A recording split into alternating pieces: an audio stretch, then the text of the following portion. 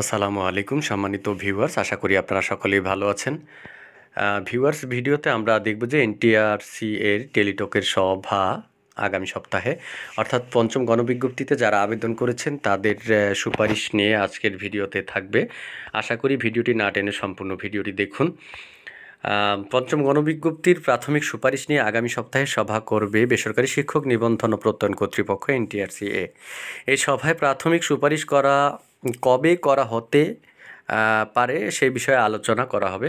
সোমবার 6 মে বেসরকারি শিক্ষক নিবন্ধন ও প্রত্যয়ন কর্তৃপক্ষ এনটিআরসি এর একাধিক সূত্রে দ্য ডেইলি ক্যাম্পাসকে এসব তথ্য নিশ্চিত করেছেন। জানা গেছে আগামী 9 মে পর্যন্ত পঞ্চম গণবিজ্ঞপ্তিতে আবেদন শেষ হবে, অর্থাৎ আবেদন গ্রহণ শেষ হবে।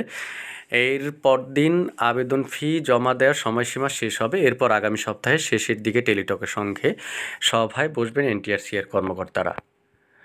নাম অপ্রকাশিত রাখার শর্তে এনটিআরসি এর এক কর্মকর্তা জানান, টেলিটকের সঙ্গে আমাদের সভায় প্রাথমিক সুপারিশ সহ বেশি কিছু বিষয় নিয়ে আলোচনা হবে, অর্থাৎ অনেক বিষয় নিয়ে আলোচনা হবে। ওই সভা শেষে প্রাথমিক সুপারিশ কবে করা হবে সে বিষয়ে সিদ্ধান্ত নেওয়া হতে পারে।